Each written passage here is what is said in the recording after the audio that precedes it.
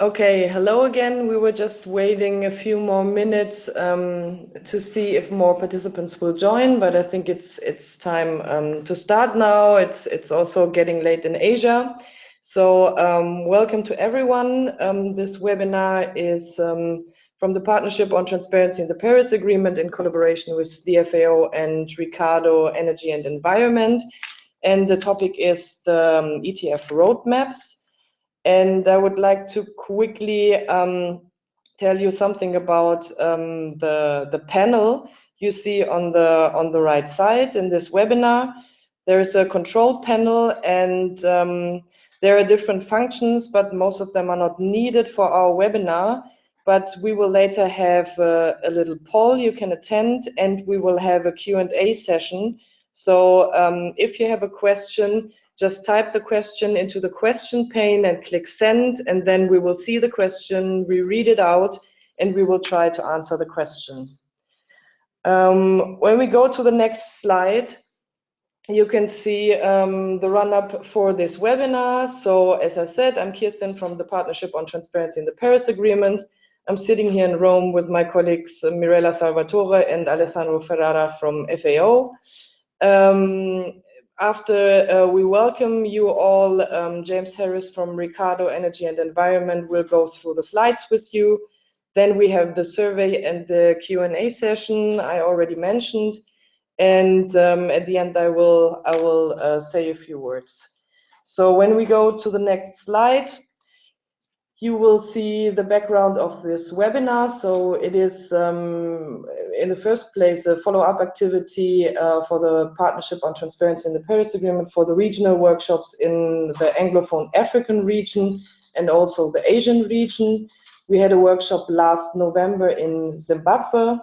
It was focused on the preparation for the ETF, and we just had a workshop in Indonesia last April that was focused on reporting under the ETF. And with this, I would like to hand over to my colleague Mirella Salvatore from FAO. First of all, welcome everybody to this webinar. FAO is collaborating with the PATPA in the context of the capacity building initiative transparency on the AFOLU sector, that is a JEF-funded project that is leading really to support the country in strengthening their capacity to address the ETF, the Enhanced Transparency Framework in the Paris Agreement, with a particular focus in the agricultural, forestry, and other land use sector. So we hope really that this webinar will help you really to understand what are the roadmaps for the Enhanced Transparency Framework. So James, I will leave it to you, the rest of the presentation. Great, thank you, Mirella, and thank you, Kirsten. And as I said, my name is James Harris. I work in the UK for Ricardo Energy and Environment, and we helped facilitate the two workshops in Zimbabwe and last year and in Jakarta, just in April. So the webinar today is all about getting ready for the Enhanced Transparency Framework under the Paris Agreement, the ETF. So a little bit of context first. So as you probably know, the deadline for the first biennial transparency report, the first BTR, under the Enhanced Transparency Framework is 31st of December 2024. Now, the good news is that it's important to remember what ETF stands for, and in particular the E. The ETF is the Enhanced Transparency Framework. It's not completely new, and it builds on the existing reporting framework that we have with national communications and biennial update reports or biennial reports. So the good news is that all countries will already be meeting some of the requirements of the Enhanced Transparency Framework. Of course, there will be some aspects of the ETF that countries are not yet meeting. But the second bit of good news is that there's still time. So there's over 5 years until the deadline for the first BTR, the first biennial transparency report. So there is time between now and then to address any gaps. And one of the conclusions that we came to in the Jakarta workshop is that now is probably a good moment for countries to take stock of the current situation in the country with respect to transparency and MRV, identify what the gaps are, and come up with some kind of roadmap which shows that how those gaps will be addressed between now and 2024. So basically the roadmap will show how this country can get from where they are now to where they need to be by 2024 so that they are ETF ready. Next slide, please.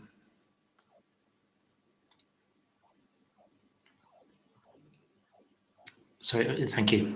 So it's important to clarify that this kind of roadmap is not a requirement under the Paris Agreement. Nowhere in the Paris Agreement does it say that countries have to develop this kind of roadmap. So why do we think that it could be useful? Well, a number of reasons. Firstly, having this kind of roadmap could help ensure a nice, smooth transition from the current reporting arrangements to the ETF. And it would also allow for certain elements of the ETF to be introduced over time in a stepwise manner. And the benefit of this is that it can avoid having a kind of mad rush nearer to 2024. And introducing different elements of the ETF over time between now and 2024 could help sort of plan more carefully, and it will ensure that there's not a sudden sort of need for building capacity just nearer to 2024.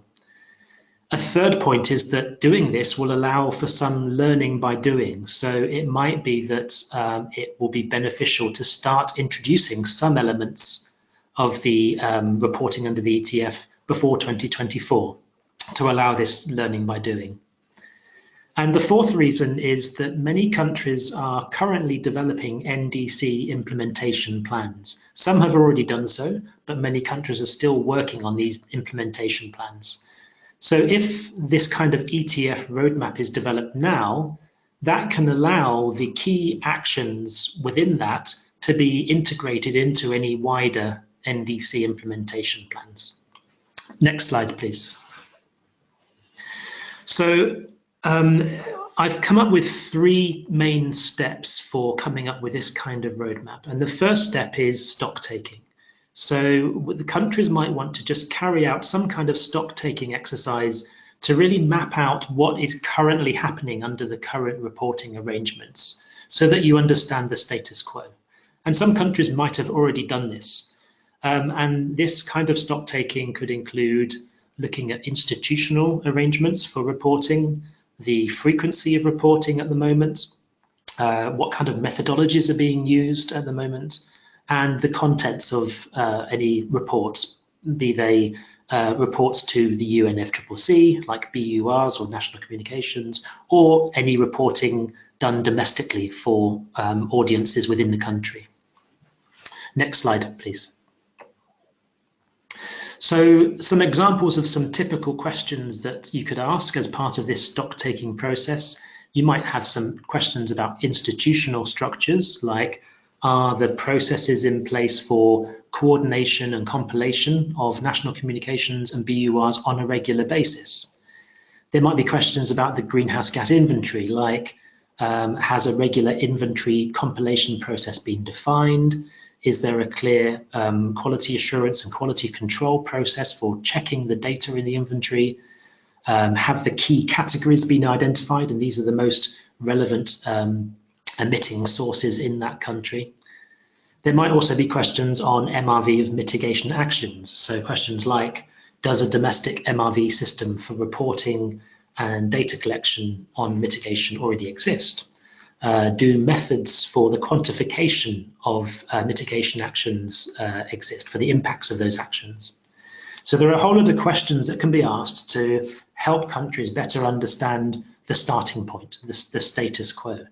And there are resources to help do this. And one possible resource is something called the GIZ stock taking tool. And this is available on the partnership website at the link provided. And this is designed very much for these purposes, for helping countries understand the existing status quo on MRV in the country. Next slide, please. So step 2 is then to, so step 1 helps you understand the current situation in the country, and then step 2 is about looking at what the ETF requires countries to do by 2024. So step 2 would involve a review of the contents of the MPGs, the modalities, procedures and guidelines. And this is basically the transparency rulebook that was agreed at COP24 in Katowice last year. As well as understanding what the MPGs say, it's also important to think about how mandatory the provisions within the MPGs are, because some of the provisions are shall, so parties shall do this and shall do that. Sometimes they should, so the parties are encouraged to. In some cases it says parties may do something, so that is an optional thing. In other cases the language is like encouraged to, so parties are encouraged to do things. And in some provisions it talks about to the extent possible. So in some cases you might have a shall provision, so parties shall do this to the extent possible. So it's strongly encouraged, but obviously if a country can show that it's not possible, then it doesn't have to necessarily do that. So there are differing levels of how mandatory different requirements are. Another thing that you might want to consider in this step 2 are whether there are any reporting requirements under domestic climate change policy that need to be implemented over the next 5 years. So it could be that there's a national climate change action plan or a climate change law in place that actually requires the country to implement certain new MRV and transparency arrangements over the next few years. And then the last bullet, it's worth thinking about whether there are any specific benefits to a country in developing the more non-mandatory aspects of the MPGs. So for example, if you look at something like reporting greenhouse gas projections, this is not mandatory for developing countries, but a country might decide that actually there are other benefits in producing GHG projections. And for example, it may help in improving policy development and policy decision making. So even though some provisions in the MPGs may not be mandatory, a country might still decide that it would like to go ahead and develop those anyway. Next slide, please. Now, when looking at the MPGs and what they require countries to do, it might be worth having in mind something like this kind of very simplified and generalized table. So this table on the left-hand side has a number of different topic areas for reporting. And then the next 3 columns show what the requirements are, firstly under the current reporting arrangements, and that is for BRs, biennial reports for developed countries, and biennial update reports, BURs, for developing countries. And so that's what's currently required. And then the final column sort of broadly summarizes what's in the MPGs and what countries will need to do in the biennial transparency reports. And it does this by topic. So if you look across each row, it allows you to compare the current requirements to the future requirements. And so you can see, for example, if you look at the second row, GHG emissions, basically a GHG inventory is required under the BR and BUR, under current reporting arrangements, but also an inventory is required under the BTR. So that doesn't necessarily change, although some of the methodological requirements may change. For example, under the BTR, all parties will need to report under 2006 IPCC guidelines. But if we look at something like tracking progress, so the 5th row down, you can see that already developed countries under their biennial reports need to report on something called progress in achievement of the quantified economy-wide emission reduction target. So tracking progress towards a target. But this is not something that developing countries currently have to do under the BUR, but that will have to be done under the BTR, under the Enhanced Transparency Framework, where all parties will need to develop indicators that can track progress in moving towards the NDC targets. So something like this can help you kind of get a broad overview of what some of the requirements are of the Enhanced Transparency Framework and the MPGs. But beyond this, a more detailed assessment of the MPGs will be needed to specifically think through what each country will need to do to get ready for the enhanced transparency framework. Next slide, please. So step 1 was stock taking, understanding the current situation. Step 2 was understanding what the MPGs require, and that then allows you to identify where the gaps are and what needs to be done to address those gaps. And step 3 is then taking that and really thinking about how to set that out into some kind of roadmap. And this means identifying the dependencies between actions and the timing of actions. So if we think about some of the key questions that countries might want to ask in carrying out step 3, first of all, are any of the actions dependent on other actions? So it might be that there is a sort of logical sequence whereby to do certain things, certain actions need to be done before that to enable those later actions. A second question, a key question, is how long will it take to implement the different actions? So once you've identified what the gap is and what you need to do to address that gap, you then need to think, how long will it take to address that gap? Some actions might be quite quick, but others might take quite a long time. Some might indeed take a few years if it's about collecting new data, for example. And then the third question could be looking at what milestones there are between now and 2024. So this will influence decisions on the timing of next steps and actions for preparing for the ETF. So for example, are there any further biennial update reports or national communications planned between now and 2024? And if so, when? Because it could be decided that certain provisions of the enhanced transparency framework could be first reported under that BUR or national communication before 2024. As a way of learning by doing and building capacity ready for the enhanced transparency framework. A second sort of question within this is also thinking about domestic reporting between now and 2024, which is something I already briefly touched on. So for example, there could be a national climate change act or climate change law that already requires progress on a national climate change strategy to be tracked. And to do that, certain things might need to be implemented between now and 2024 to allow that. Next slide, please. So I want to just take a few minutes now to think about some examples. And before we do that, it's worth thinking then about what are the main questions that a country might want to ask as they develop this kind of roadmap for preparing for the enhanced transparency framework. So the first question is, what do the MPGs say? What do they require? Second question is a specific provision of the MPGs mandatory? If yes, then is there a benefit in reporting this information before 2024? If no, if it's not mandatory, then a follow-up question is, would it be desirable to report the information anyway? And if so, by when?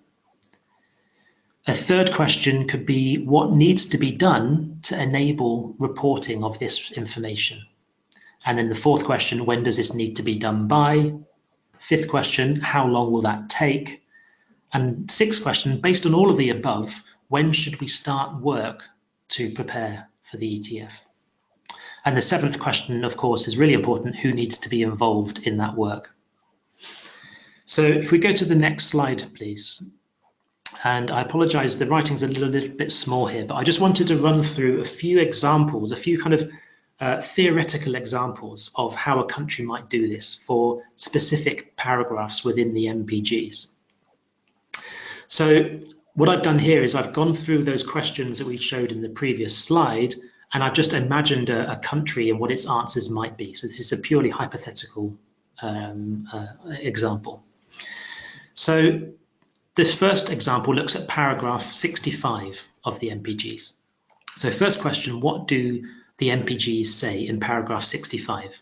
And I've written it here. Paragraph 65 says that each party shall identify the indicator or indicators that it has selected to track progress towards the implementation and achievement of its NDC.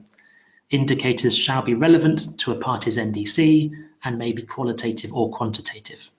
I've shortened it a bit there, but that's basically what the paragraph requires. So it's basically saying countries need to come up with indicators to track progress in achieving their NDCs. Second question, is it mandatory? And the answer is yes, it is a shall requirement and there are no flexibilities within that paragraph. So the data to support that needs to be reported from 2024 at the very latest. Third question, is there a benefit in reporting on these indicators before December 2024? Now the answer will be different for each country, but in my imaginary example, the country here has thought, yes, actually there would be a benefit in reporting this information before 2024 because it could allow for some learning by doing, and also it could be a very important metric for reporting to domestic stakeholders who would be interested in how implementation of the NDC is going. So therefore this country might decide, rather than waiting until 2024, I plan to report on this on the selected indicators in our next or our third BUR, which is planned for December 2022. So that gives us our kind of endpoint that we're aiming for. Next question, what needs to be done? Well, a decision needs to be taken on which indicator or indicators to select to track progress in the NDCs. And when does that need to be done by? Well, it needs to obviously be done sufficiently early to allow for the data to then be collected to report on that indicator. So the next couple of questions about how long this will take. So firstly, how long will it take to agree the indicator? Well, again, the answer could be different for every country, but let's imagine in this situation, a country decides that it will probably take about 6 months to discuss and agree which indicators should be selected. That might be a little bit ambitious, but anyway, that's just the example. The next question, how long will it take to then collect the data to be able to report on the indicator?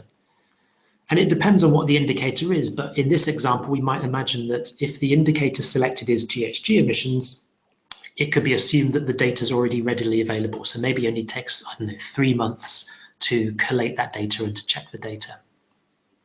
So if that's what we assume about the timing, and we're aiming for a December 2022 deadline to report in the third BUR, you can work backwards and say, when does the work need to start?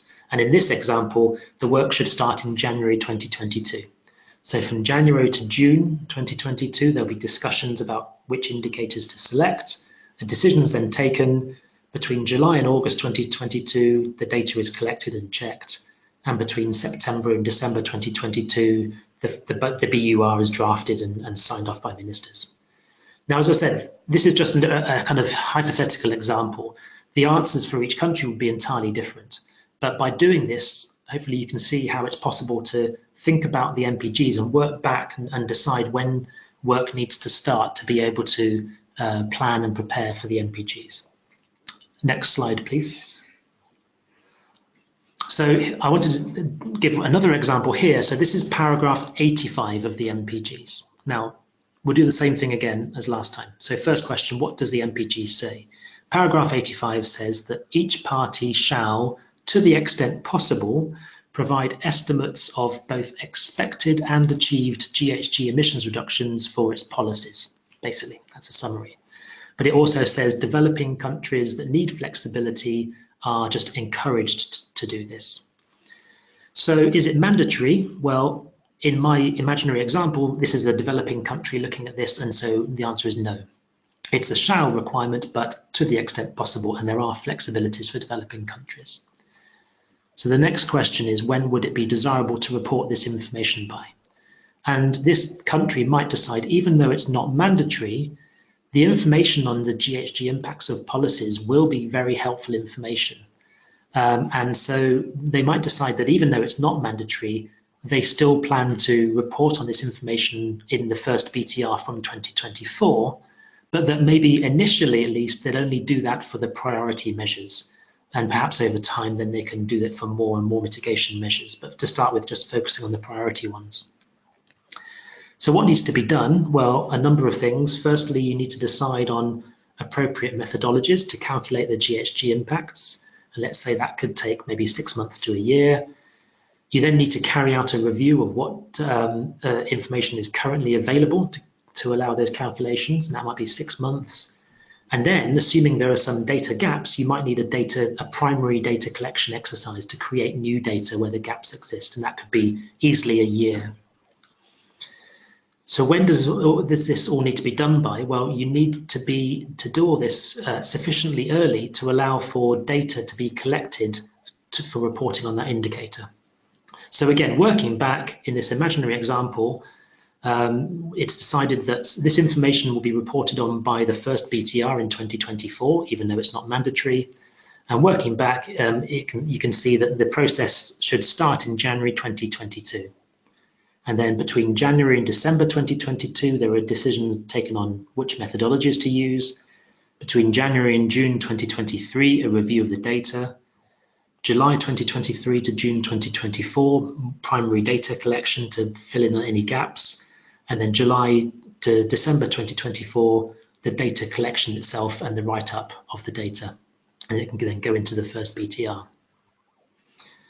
Next slide, please. This is my final example, much shorter one. If we look at paragraph 20 of the MPGs, that says that parties shall use the 2006 IPCC guidelines when reporting on their GHG inventories.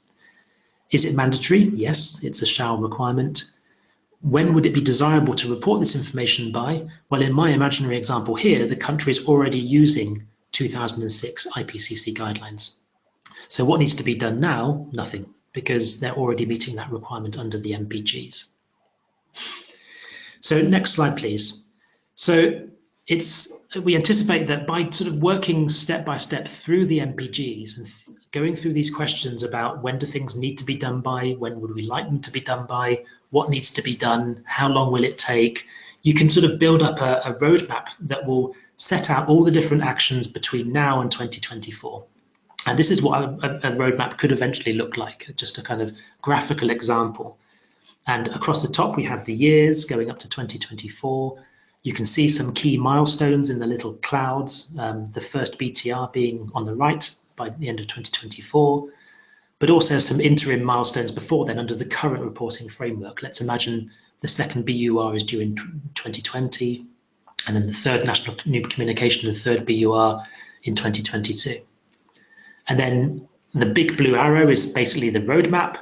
And then below that, we have a series of, again, hypothetical actions happening at different times during that period to prepare for the ETF. And you can group those actions. So some of them are sort of quite general actions, things like developing the roadmap itself and setting up an ETF steering group. Some of the actions relate specifically to the GHG inventory. Some of the actions relate to mitigation actions. And there might be other categories as well, like GHG projections or NDC tracking. And this way, you can build up a roadmap. It could be sort of in a text document. It could be in a graphic like this, but just something that allows you to map out all the different things that need to happen between now and 2024 to become ETF ready. Next question, please. Next slide, please. Sorry. So I think this is my last slide. One important thing to remember, and I alluded to this earlier, is there's a very strong link here to NDC implementation more generally. So transparency, or MRV as it's also known, is a key element of NDC implementation. And we can see on the right a diagram from the NDC Quick Start Guide, which shows how MRV relates to the other key pillars of NDC implementation, those being governance, mitigation and adaptation actions, and financing. Now, many countries, as I said earlier, are already working on implementing their NDCs, and this often involves developing some kind of NDC implementation roadmap or action plan that sets out the key actions for different people to do to implement the NDC. So to the extent possible, it'd be really helpful to link any kind of ETF roadmap to this wider NDC implementation roadmap. Next slide, please. Okay, so next we have a quick survey, and what we wanted to do is we wanted to ask you a question about what you would find most helpful in developing this kind of roadmap. And we gave three possible answers. So if you were going to develop this kind of ETF roadmap, what would you find most helpful? Would you find a guidance document helpful? So some kind of document that helps talk you through all the steps that you might need to follow to develop a roadmap? Would a kind of more detailed example timeline, a bit like the one I showed you, the graphic I showed you a few slides ago, would that be the most helpful thing? Or would some kind of tool be helpful, maybe like a checklist tool that you could sort of work through and answer questions, and that would then sort of point you in certain directions in terms of what the next steps could be? So these are three of the things that we thought might be helpful, but we'd find it useful just to get your views. So please pick one of those, and then we'll give it a few seconds, and then we'll see what people have said.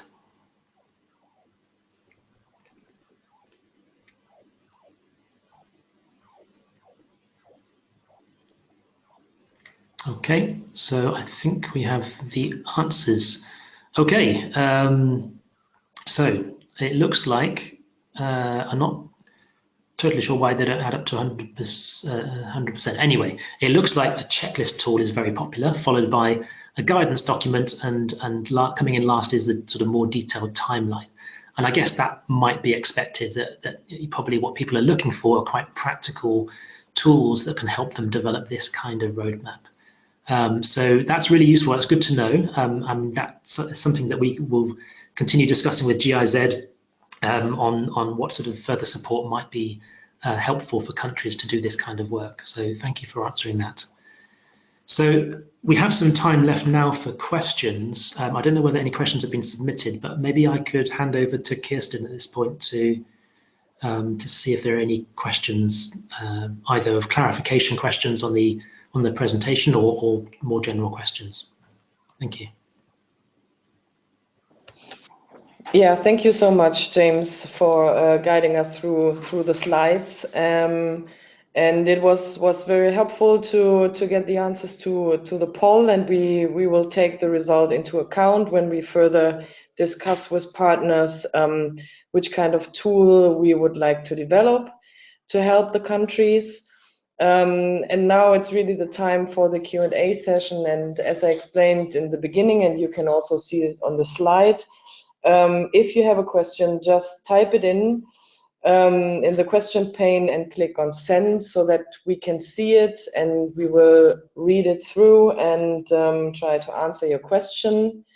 Yeah, we would be more than happy to answer any question you have on what was presented.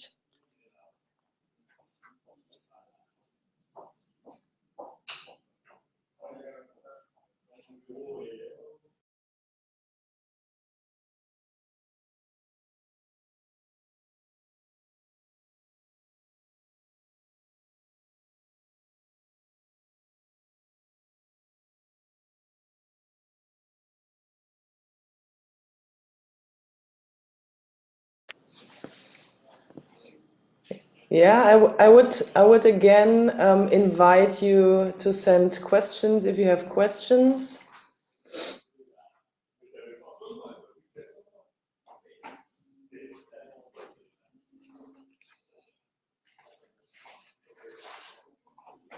Any questions you have on the slides, please let us know.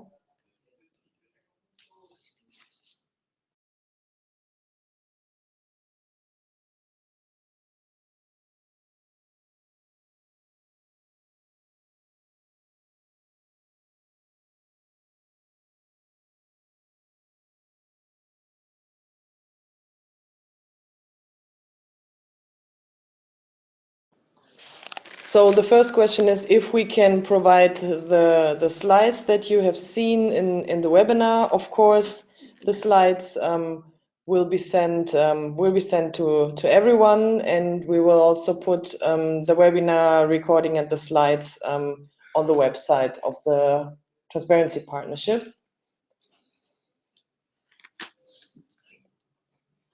So there is another comment. Let me see if there's a question in it. Thank you very much for the presentation. I think this will help us to develop a roadmap towards the ETF. Generally, among countries, the discussion about BTR is still low. Like in my country, we are still to do our first BUR. how we can spread the word and begin to work on the BTR so that we don't miss the deadlines as was with the BOR as it is for the developing countries. So thank you so much for this question. James, would you like to say a few words, or should I take it as this question? Yeah, no, I mean, I can say a few words. I think it's a really good question because, you know, there are these countries that are still working on their BURs. Maybe they haven't yet submitted their first BUR or only just submitted their first BUR. So kind of looking ahead at the BTR is quite difficult because it's almost like, you know, running before you walk. And so I think for me, the really key point is to emphasize that continuing under the current reporting framework is really important because continuing to work on your BURs and your national communications under the existing framework is one of the best ways to learn by doing and to build capacity.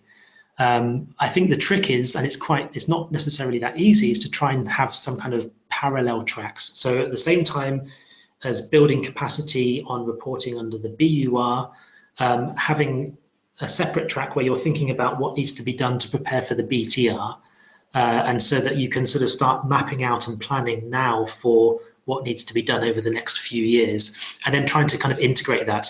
And as I said, it might be that upcoming BURs between now and 2024 could be a good opportunity to really practice some of the requirements of the ETF that you're not currently meeting. So it could be that, you know, you could try and meet some of the requirements partially for one of the future BURs. So I understand it's tricky, but I do think, you know, one of the key messages should be just carry on as you are and carry on reporting under the current framework. That's one of the best ways of building capacity and preparing. But if you can also at the same time have in mind what else needs to happen to get ETF ready, then that would also help. Thank you. Okay, James, thank you for answering that. We have another question. So what are the existing global framework of partners to the partner countries, good understanding of the ETF process to be more able to outline some relevant steps to meet the ETF? And Mirella just said that she wanted to respond to this question. So yes, thank you so much for giving the opportunity to discuss really the frameworks that we are trying to put in place. So first of all, I would like to highlight the activities that with the CAP decision under the Paris Agreement was requested to the Global Environmental Facility to put in place the so-called CBIT, Capacity Building Initiative on Transparency Fund, to support the countries in understanding the ETF process, but also to try to enhance their capacity to address the ETF. So it's a fund that is based on a kind of request by the country, and so they can build their own national CBIT projects that will address inside the country anything related to tracking NDC and transparency framework. In this context, the FAO has been working a lot. So actually right now we have in place 7 national CBIT-AFOLU related projects, plus 1 global project that is covering an extra 10 countries.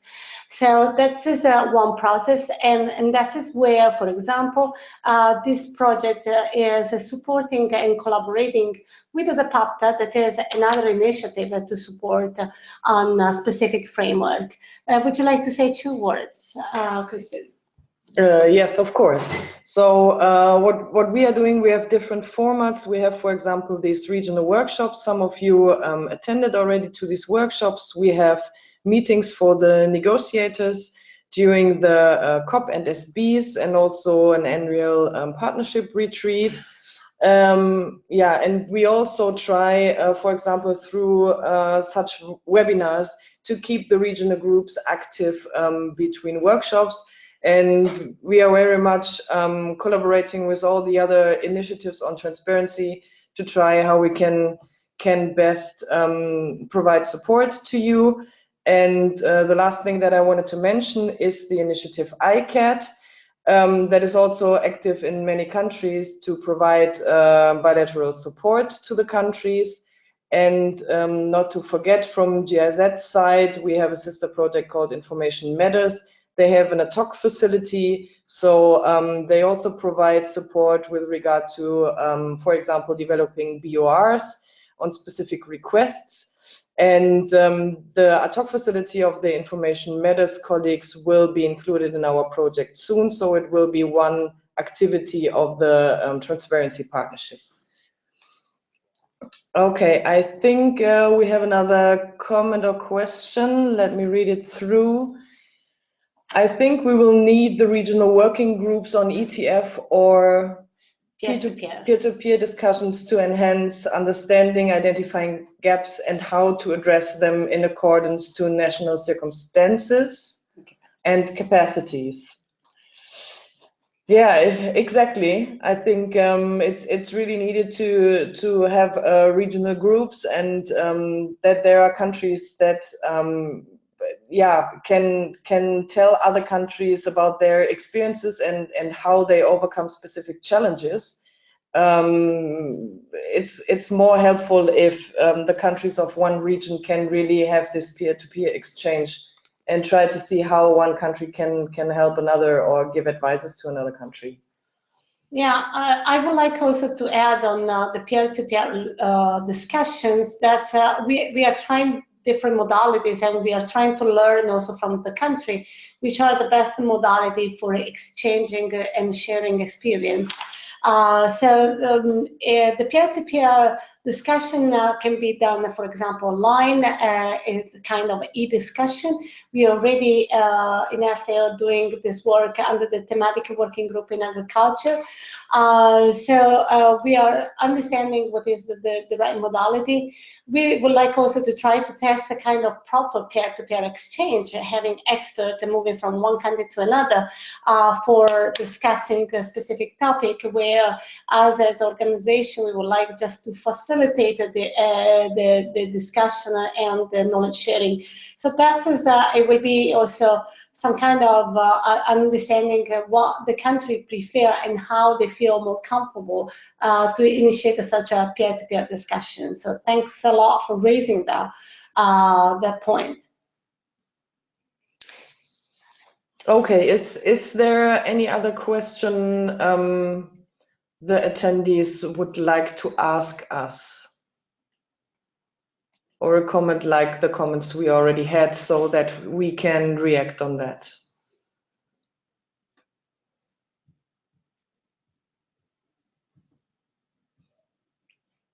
I think I would like to give you just one more minute to think about it. Otherwise, we will start closing the webinar.